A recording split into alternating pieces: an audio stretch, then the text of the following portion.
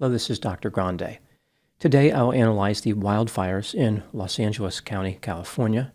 First I'll look at the timeline of the incident, then offer my analysis. Starting on January 7, 2025, a series of wildfires erupted in Los Angeles County, California. The first one was in Pacific Palisades.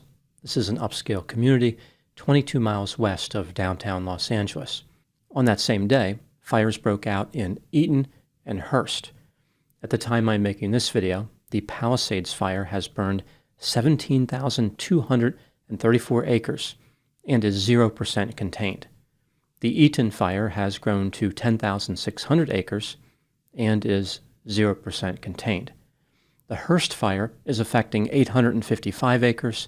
It is 10% contained. On January 8, 2025, two new fires erupted. The Lydia fire, which has burned 348 acres and is 40% contained, and the Sunset fire, which is affecting 43 acres and is 0% contained. This fire is in Hollywood Hills and overlooks Hollywood Boulevard.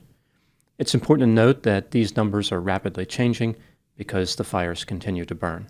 5 people have been killed, all of them in the Eaton fire. Over 100,000 people have been forced to evacuate, and at least 2,000 structures have been destroyed. One official indicated that the death toll is almost certainly going to increase. The fires are driven by a combination of the severe drought in the region and the Santa Ana winds, which function like a massive hairdryer. The winds are expected to decrease, but then to increase again. So this disaster is far from over. Now moving to my analysis. Here are my thoughts on a few areas that stood out to me in this case. Item number 1. Not long after the fire started in Pacific Palisades, many people fled the area in motor vehicles.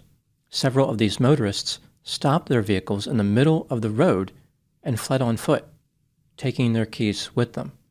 This caused a lot of anger and left people wondering why they would do this.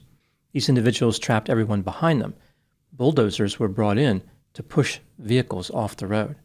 It's understandable for those who ran into some type of obstruction in the road, like they had nowhere to go, but that's not what happened in every case.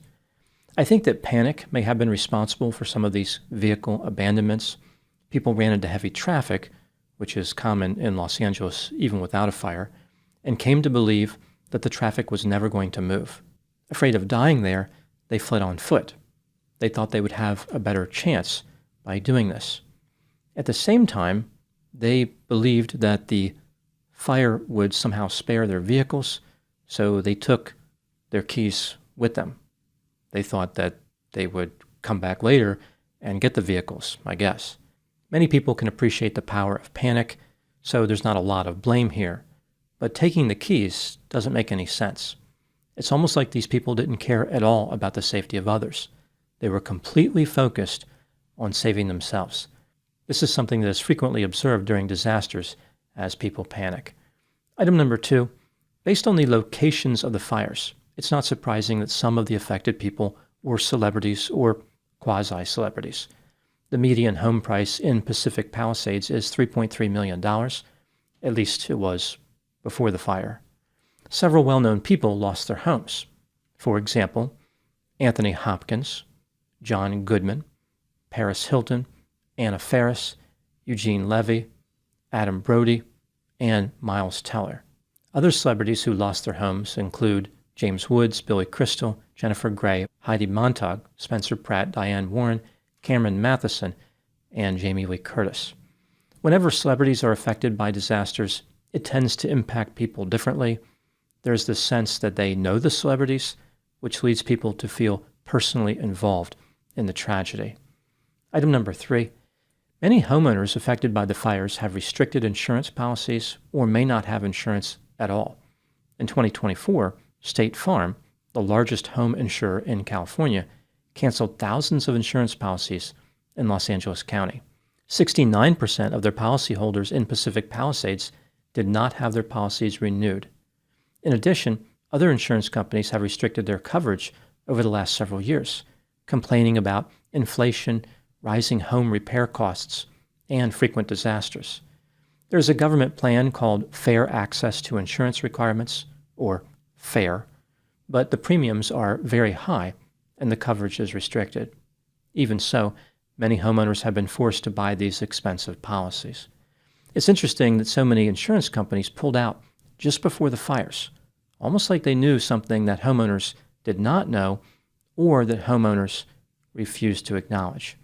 Item number 4, the devastation witnessed in these fires and the problems with insurance have caused people to wonder if it makes sense to live in areas where disasters frequently occur. The same question has been asked about southern Florida with all the hurricane damage experienced there. If homeowners insurance becomes impossible to obtain, too expensive to afford, or so restricted it doesn't do any good, will people still live in these areas? Should the destroyed houses be rebuilt, or is it time to give up on developing these areas? In my opinion, people have always been drawn to the greater Los Angeles area. It doesn't matter if living there is an unwise financial decision or not. To many, the area is magical. For instance, it is the home of the movie industry. Even though people will almost certainly rebuild, I think these fires will make a significant change in one sense. Home builders are going to have to think about designing houses that can better withstand fires. A similar strategy has been deployed in southern Florida to build homes that are resistant to hurricane damage. Building fire-resistant homes will drive up the cost of living in Los Angeles even more, but again, people will still do it. They will still rebuild and live there. It's also worth noting that many of the homes that were destroyed had been there for decades. It's not like these houses are being wiped out every couple of years. This is not a situation where people are putting up a new house every few years and just not learning their lesson. Now moving to my final thoughts. There will probably be many things learned from these terrible fires. One lesson could involve preparedness. When people live in an area prone to wildfires, they need to be ready to evacuate, and they need to be considerate about other people who are trying to evacuate. For example, not leaving vehicles in the middle of a street and taking the keys. Another area where being prepared is important relates to the fire department. Fire hydrants have been running dry. One fire department official said they were only prepared for 1 or 2 major brush fires. A number of people have tried to bring politics into this discussion, but I don't think there is quite enough information yet to know who is to blame. One thing, however, is certain. Fire is governed by the laws of physics, and these laws do not care about the survival of human beings or the preservation of property. Fire is a relentless beast that devours dreams and homes alike.